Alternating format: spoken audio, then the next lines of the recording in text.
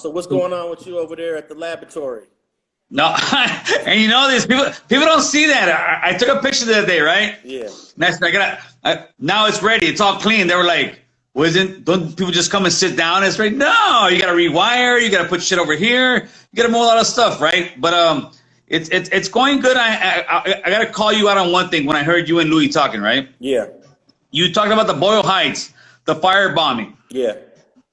And that's an argument that a lot of brothers give for as much as like not trusting, not this. What year was that? The firebombing was like 2012 or 13 or 14, somewhere around there. Okay, in 2012, 13, you think, and it's still, hold on, let me pause it. Nah.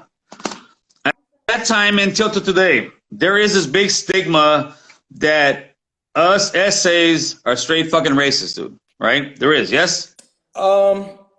I think it depends who you talk to. I always say that it's an individual thing. Like I don't think big. I'm talking about the whole. If you had a family feud with Crips and Bloods, yeah. Are essays racist? Yes or no? I think Crips would say more yes. Bloods, I don't know as much. But what do you think they would say? The percentage. I think it depends on what part of LA they're from. So let's say they're from Watts. Watts right. has a good history of black and browns coexisting with very little conflict. Okay. But if they're from, let's say, Long Beach, if you ask a brother from a black dude from Long Beach, he'll probably say absolutely yes. So I think it depends on what region of LA we're talking about. Well. How about when the region of LA turns to the region of the correctional facility? I think a lot of black dudes that go to prison come out and say that, yeah, man, the message is racist. And I think the same amount of blacks are racist against the message, believe it or not. In prison or just in general? I think both parties that go to jail, okay, whether you're black, whether you're brown, when you go to prison, you will become racist against the other party. That's what I'm saying. Okay, but I think blacks are the least racist of any single group that exists. No, Alonso, no way. No way. They're the most, generally speaking, historically, they're the most embracing, the most open, and the most integrated group of people in the history of America. Then you may have never ran into a Crip in the 80s or the 90s, brother. Because they got that vicious fucking, that vicious title for a reason. It didn't come just because they were nice guys. It became because it came to a point where I'm pushing up on you. I'm more gangster than you. I'm bigger than you. I'm stronger than you. I'm going to get you. That's just my personal opinion. You'd have to what do I know? You'd have to give me a specific example, because I can give you example after example of barrio and neighborhoods and Crips and Bloods and Mexican gangs getting along. For example, the Harpies. The Harpies live in a black area. And what did that black gang say to the Harpies? No. Before we go back to the Harpies, let's talk about the firebombing. We're talking about Boyle Heights. Okay. What year was that? 2012? I don't know the exact year, but it was a while ago. Do you believe that at that year, whatever year that was, you think we as brown people killed more black people on a gang basis, or we killed more of ourselves on a gang basis? Definitely brown on brown would be higher. Hey, you know better than anybody else, there's certain things to the game, and it's not fucking a racial thing, because we kill ourselves much easier in our own fucking hoods for some stupid shit than killing a black person. That was probably that's low the totem pole. At the end, it's unfortunate, but as that gang culture in LA, as a brown person, homie, Southern California, nah, man, we destroy our own much more than we destroy brothers, Alonso. So when I hear that kind of stuff about the Boyle Heights bombing, it kind of like, come on, homies. No, you can't say that as a brother, because we as brown homies, come on, we destroy our own hoods. Okay, here's a question then. Okay. And I believe that this data exists. Who's killed more?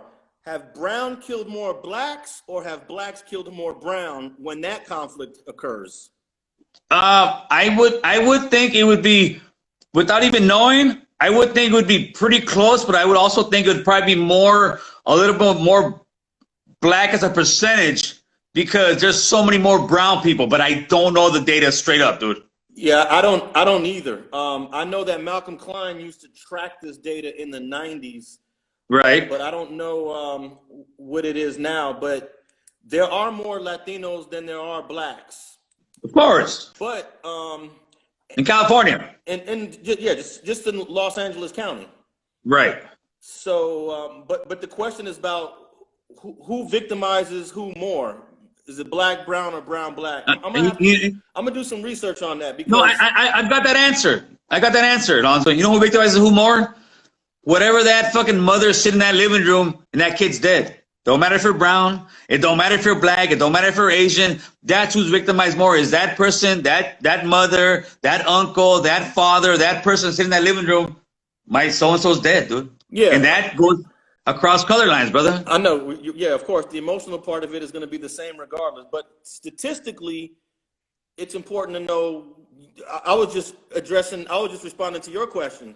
But it was 2014 that the firebombing happened.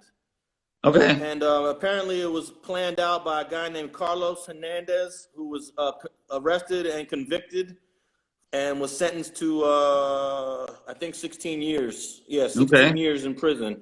But it's not just it's just not the Boyle Heights firebombing. Okay. In the avenues, 3 black dudes were murdered over like a 5 or 6 year period in Northeast LA.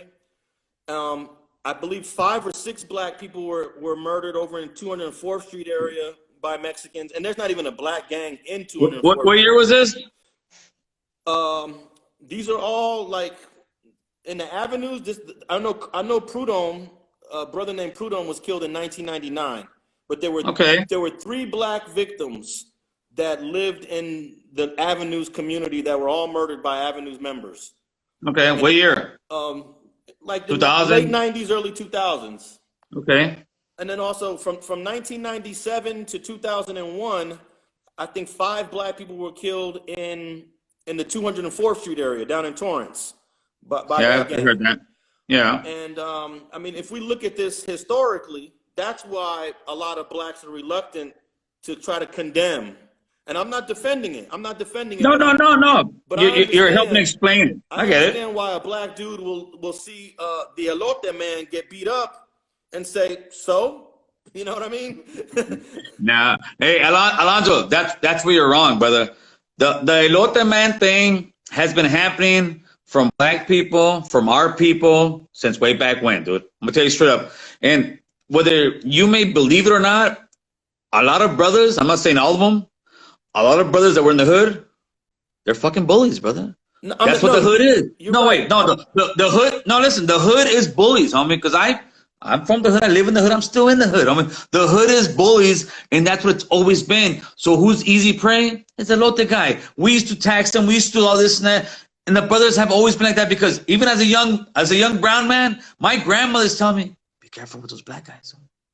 Because why? Because sometimes there's a lot of, the black culture is a beautiful culture, everything's nice, but the dirty little secret is that the culture is gangstered out, and it's, come on, brother, that's the truth. And a lot of times they got the big bully syndrome. I call it the big black guy syndrome, dude. You got the big black guy syndrome, I'm gonna take your shit.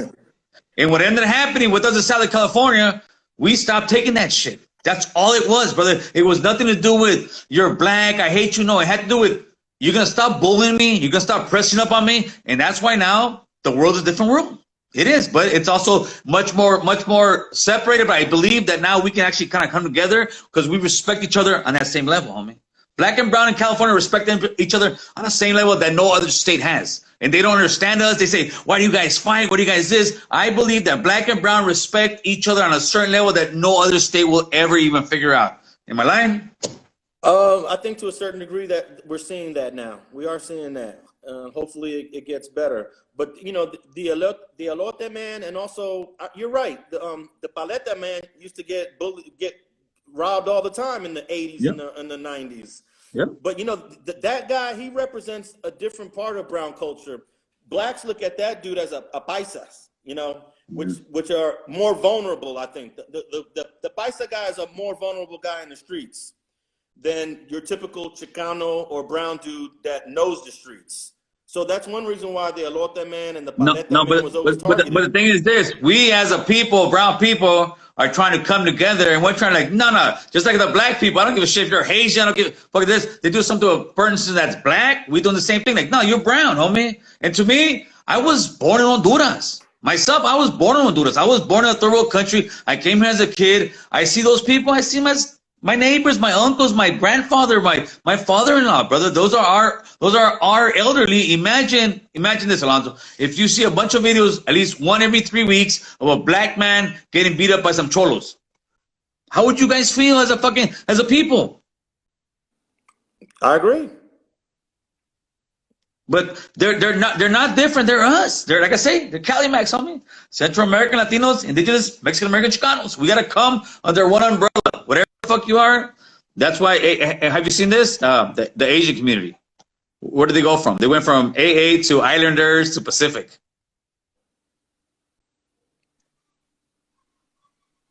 Alonso, you there? I'm listening. I'm just listening. I'm listening to what you were saying about the Asians. I'm just listening. I'm soaking this all up. Oh, good. I got another one for you. Okay. Why don't you or won't you interview certain guys that are popping on certain shows and they're the thing today? Why don't you interview those guys? Well, there's one guy that people keep saying is CJ Mack, I believe his name is. Okay. And I saw him give an interview, and it doesn't match my style of interview. It just doesn't. He can go on those. I think it was No Jumper. I saw the guy on. It's nothing against him personally, but it's just not what I'm looking for in terms of telling someone's story. Yeah, I get it. And I get it. I really can't. I really don't know how to articulate why I wouldn't be chasing after a CJ Mack. It's just not my style. You know, I'm at a certain stage of my life now that I want someone that at least articulate something that somebody could learn from, someone that has an experience that might be impactful to someone. And just what I saw from the brother, it seems like he's somewhere else in his life. Not to put him down. Yeah. Not to criticize him. This is not an attack towards anyone. Of course, I get it. It doesn't vibe with what I'm trying to do on my platform. Yeah. No, I saw it. It popped on my feed. I was like, what the fuck? I was like,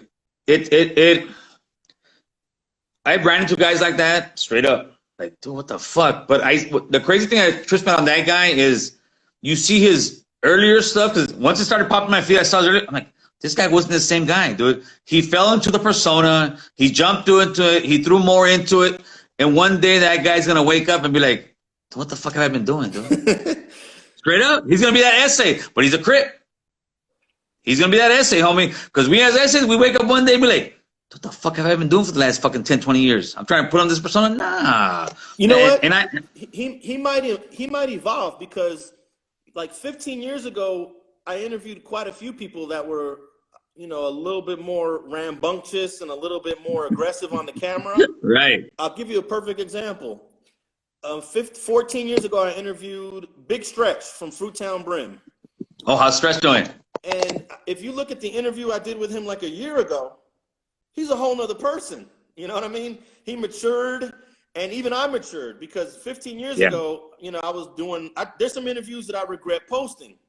But, right. You know, this is like 15, 16, 17 years ago. I was posting interviews that I wouldn't post today. Right. So maybe CJ Mack is just at a stage in his life where maybe he thinks this is what he needs to do to be successful as a rapper. Maybe this is what he thinks he needs to do to be popping, as everyone says on social media. Right. But I'm going to give him the benefit of the doubt and say that hopefully he'll evolve, and that this is just a stage in his life, just like Big Stretch did. If you look at Big Stretch, he was talking all kind of crazy mess on that camera 15 years ago. And then, yes, and sir. Recently, you know, he was actually being very opinionated about what's going on in society. So That's it was like black and white. So, yeah, I don't want to throw him under the bus, but I'm not particularly interested in you know, interviewing the guy right now.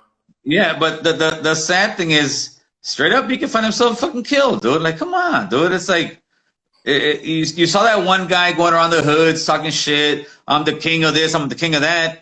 You end up getting smoked, and it's like you're putting yourself out there that bad for that. Is it for the fame? Is it for the view? I mean, what is it? But I don't think he's dissing other gangs or other sets, though, right? I think Well, as long as he doesn't disrespect other neighborhoods, other communities, he'll probably be fine. is that what it is? Yeah, I think he's just promoting himself, and I guess the people around him are saying, "Hey, let's do that." This is the guy that has all the facial tattoos, right? Yeah. Yeah. So, hey, I pray for brothers like that, and hopefully, and he's probably, I don't know how old he is. I'm gonna just guess he's like 21, maybe something like that. Early No. 20s? I'm telling you, he's probably, he's like, that was like, I'm 28 or some shit. Okay, so he's in his late 20s. 28, 30 years old. Nah, they 20, 30 years old, Playboy. Yeah, well, good luck. I wish him all the success. I wish him well, and I bet you 5 years from now, he'll be another person. Hey, Alex. Hey, what are we gonna do with the homeless, dude? I told you. I'm telling you, they're taking over, fool. It's squeaker heaven. They're gonna come. It's gonna be. It's gonna be the Matrix, dude. What are we gonna do with the homeless? We gonna hug them? A lot of these homeless people in LA are not from here because they're coming here because of the weather. So we're inheriting America's homeless problem as well as having our own homeless problem. Okay, no. What are we going with the homeless? That's the question. What are we gonna? I don't want to hear the whole thing about we're inheriting. What are we gonna do with the homeless? I don't think there's anything we can do. The tents, dude. The tents. Well, we used to have a dome city along the 110 freeway like 20 years ago. I don't know if you remember this, but there were these white domes, looked like igloos. And they put the homeless people there, but our homeless population was like a fraction of what it was what it is today. Yes. So I really got to think hard about what do we do with the homeless. One of my What do you mean you got to think hard? Okay, are they homeless or are they drug addicts? They're both. Majority. Not all homeless people are drug addicts. Some of them are Majority. alcoholics. Majority. Well, that's drug addicts. That's a drug. Well, yeah, okay. Well, I'm thinking. Okay. No, Well, that's not okay. It's a drug. Between people who are suffering from alcoholism and then listen. If you booze up every day, if you're putting heroin in your fucking thing, if you're smoking meth, if you're just you're an addict. So they are. I want to say homelessness in my city is 85 to 90% addicts, dude. You no. I don't think it's that high, addicts. No. You're lying to yourself, Alex. You're lying to yourself, because brother. look, you're looking you need to at, come out here with me. No, you're looking at the visible homeless population. Do you know that most people that are homeless are sleeping on people's couches every day? I'm not talking about the homeless that you fill it up thing. Hey man, are you homeless? Yeah, I'm talking about the motherfucker got nowhere to live. He's living in a tent because he's shooting dope. The majority of the guys you see on the street out there are shooting dope, are smoking methamphetamines, are getting fucked up, and the ones that are out there on the fucking carts going crazy are the guys who were smoking 5 years ago, dude. It's the same people, and until the politics really start talking about it, homelessness, not even homeless. Drug addiction is worse than gang violence, it's worse than racism, it's worse than anything else. Drug addiction is the worst thing going on in America today, believe it or not, Alex. Okay, but that's part of America's fault too. It's part of the government's fault why they let so many drugs come in this country in the first place. I believe that, yeah. But what do we do? They could prevent drugs from coming in this country if they really wanted to. What do we do as a community now? Okay, well let's say that I don't believe 80% of homeless are addicts. Okay. Let's say it is 80%. Okay. Then you still have a 20% problem that are not addicts. There 20%, there is enough housing. I live in North Hollywood. I'm telling you, my city's like a fucking little Los Angeles, little metropolis, right? Yeah. We have an area over here that's by the NoHo district. Big, beautiful fucking apartments that are about way too expensive. $2,500 for a 1-bedroom, right? Crazy. Then you get down to the middle of the city. You have encampments. The back of the city, you have encampments. Every other street, you have encampments. Then you get more into North Hollywood. It gets grimy. It gets dirty. You get to the Lancashire part. Lancashire has made 4 big-ass buildings for women's shelters, for homeless shelters, for housing when you're going from the joints. We have all that, but what's going on over here is, now they have tough sheds. You know those tough sheds, 8 by 12 tough sheds? They have 2 places in North Hollywood with tough sheds, about 100 to 200 tough sheds here, 100 to 200 tough sheds here. And what does that do? That brought more homeless people. It's almost like the immigration problem. You want to fucking grab them and love them? Well, this is what's going to happen. So now the gravity in North Hollywood, you come to my city, you saw it, as you came. dude, North Hollywood is getting more and more full of homeless people, dude. Why? Because it's a drug problem, dude. It's not a homeless problem, dude. I actually think that before it's a drug problem, it's probably a mental health problem first that leads those people to drugs. No. I used to smoke meth, dude. I used to do meth. All right. One time, the reason I stopped doing meth because I had a heart attack in my bathroom. I don't want my kids to see me. I'll tell you the story one day if you want to do it. That's the minute I stopped doing meth. I dropped the meth in the toilet. I dropped the coke in the toilet. I dropped the bud in the toilet. I'm doing this, and I'm about to have a heart attack in front of my kids. And I said, Jesus, dude, do I want my daughter to see me coming out of the fucking stretcher? No, I've done it. I've had homies that are doing it. I got homies that are still doing it. What it is, it's a meth problem. I'm in the jungle, dude. And I'm telling you, Alonso, we're in the jungle. It's a fucking meth problem, dude. Yeah, but you're downplaying the severity of mental illness that leads to drug use as well. And No. It's the opposite way. They smoke meth and they become cuckoo. It's a different. No. It ain't that. I'm mental. I'm gonna smoke meth. No, I'm smoking. I got homies that they're losing their shit, dude. They lose and they've lost your shit. See, someone just said it. Mental illness, 100% right here. Well, they can say whatever they want. I've been in North Hollywood since 1980 motherfucking one, and I'm still here watching my homies. I'm like the guy doing this, dude. I'm not the guy watching what I've been here since 1981. And since 1981, the homies have been doing this. And now the homies are doing this. I'm like a motherfucking Jacques Cousteau of my neighborhood. How we doing? I'm like a Jacques Cousteau of my neighborhood, and I'm telling you, meth is destroying us. Drugs are destroying us. It's not the way around. We're mental. No, the drugs are destroying us, Alonso. Okay, black and brown and white. The missus actually been listening to our conversation. She's got something she wants to add. Let's do it. Well, I totally agree that drugs are destroying us. Yes. But at the same time, it's generation after generation. And when you have offsprings from someone who has been on drugs, you just pass down and they become dependent on something. And therefore now they have mental illness. They have something that it's hard for them to cope in the world, in the community. So, they end up now continuing the issue, and now they're on drugs. And so now they're incapable of taking care of themselves. And here they are. I got one for you. Okay. I got one for you. So what you're telling me pretty much right now, what you said is genes, right? I'm not. No. Yeah. You pretty much said genes right now. I'm not saying necessarily genes. I'm saying, but it does. No. You get passed down. Wait. You said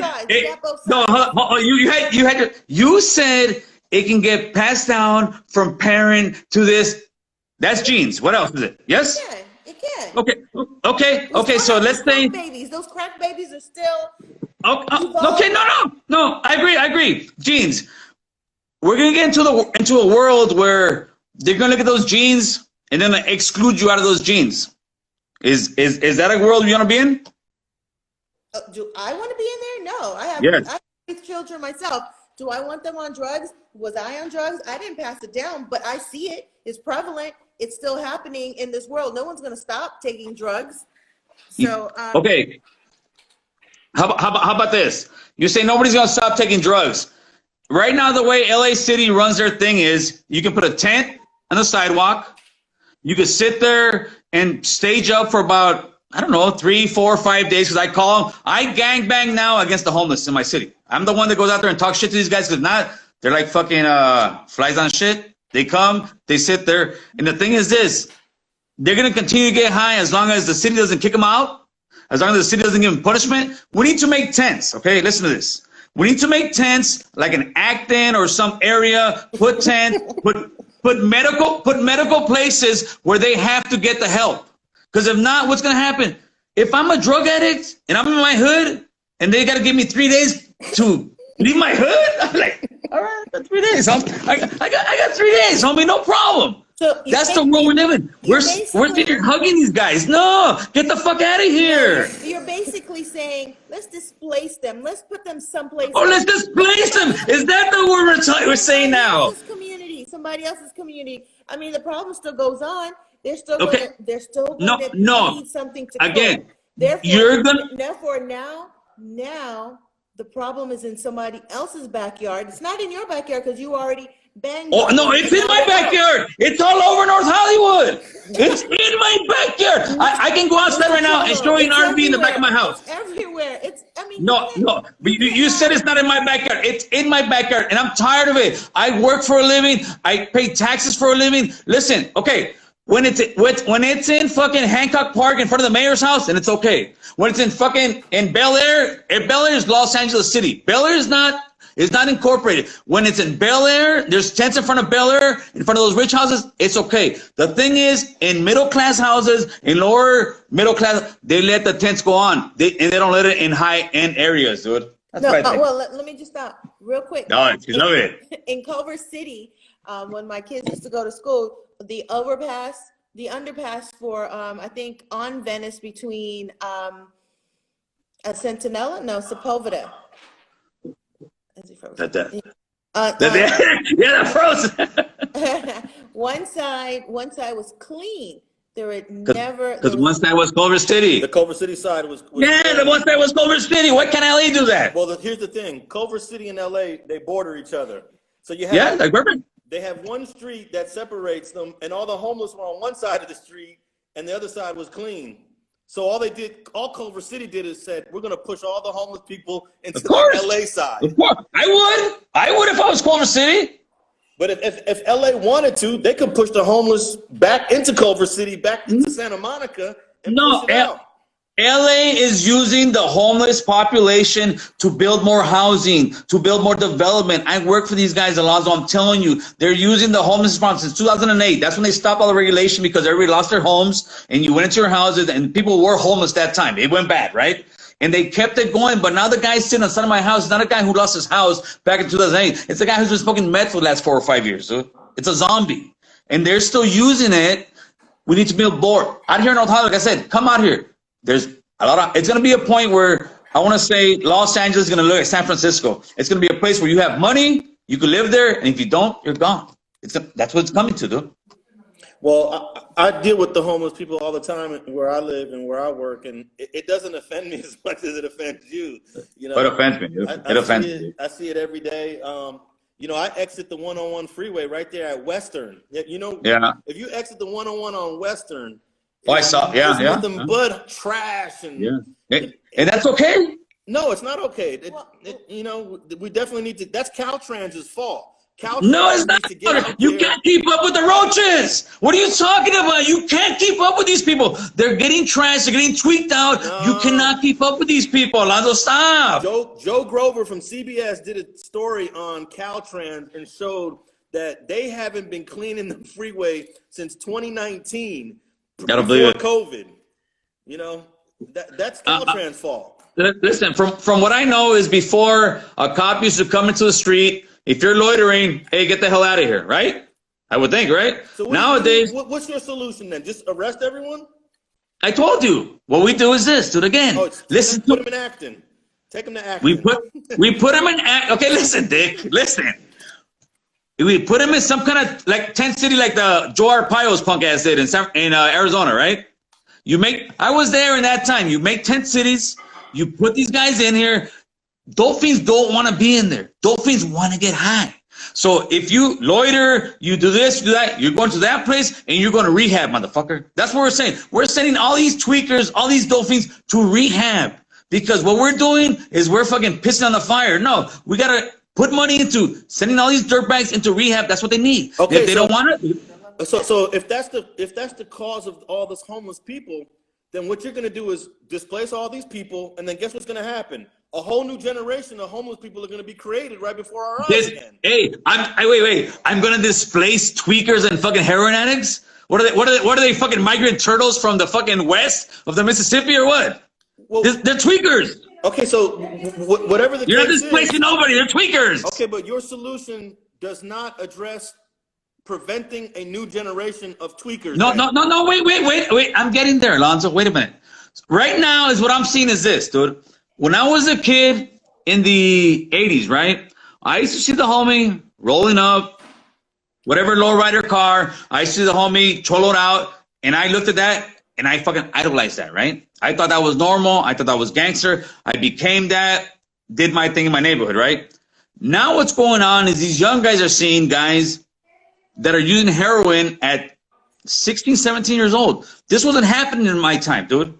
And why is that? Because the culture, the culture of drug addiction, the culture of homelessness, it's okay because now they have a gang. Before, you would not see a youngster out in the hood in a tent or no, fuck, you're getting fucked up, you're getting clowned. You are not going to do that. Now it's okay. So they have so much numbers that now it's not going to, the kids are growing up and are not going to look at homies cool or Crips cool or Bloods cool. They're going to look at drug addicts as being cool and they're going to become a generation of drug addicts, homeboy. That's what I think. Well, what about, I was reading that 1 out of 5 homeless people are veterans from the United States military. 1 in 5. That's 20%. Veterans. And the veterans, some of them are on drugs too. Some of them are tweakers. Some of them are mental illness. Veterans got money coming, whatever they do. I don't give a shit. If you're a veteran and they do, all they gotta do is go through the paperwork, jump through the hoops. I had a guy on today that was a veteran. He didn't start getting his fucking his benefits until 30 years after. He was a heroin addict for 30 years, dude. And he got them now. If you're a veteran, you can get your money, you can get your paycheck, and you deserve it regardless of what fucking thing drugs you're doing. I'm in my head. Yeah, but from what I understand, if you're homeless and you don't have a mailing address, there's a lot of programs and benefits that you can't take advantage of. Listen, Alonso. It's like this, homie. I don't trust that the military even cares about the veterans. Alonso, it's like this. Let's do this like we're in the yard, right, Alonso? You're barely pulling up on the yard on me, right? I've been in this yard for many, many years, right? And you're telling me this, and I'm telling you, these fools are all tweaked out, fool. But no, these fools are all tweaked out, fool. Stay off that meth. That's the message. These fools are all tweaked out. I don't give a fuck who you are. I don't give a fuck how gangster these guys. These fools are all tweaked out. And what's going on out there right now in the hoods, in the neighborhoods, everybody's on meth, dude. Call it what you want, Alonso. Say whatever you want. Everybody's on fucking meth. And it's like, nobody wants to see it. But that's what it is, fool. Everybody's on meth, Alonso. That's my clue. Well, look, we got 1 minute left. I'll come back on here. This is going to close out in 1 minute. But 40% of the homeless population in LA is African American. 40 or 45% is African American. Right. And traditionally, African Americans they're not on meth as much as Latinos are. Traditionally don't work no more, brother. It's a cheap ass high. Everybody's doing it. Traditionally don't work no more. But okay, you're getting high on heroin, then you're getting high on crack. It's drugs, brother. No, it's drugs. Blacks aren't doing methamphetamine at the same rate as Latinos are.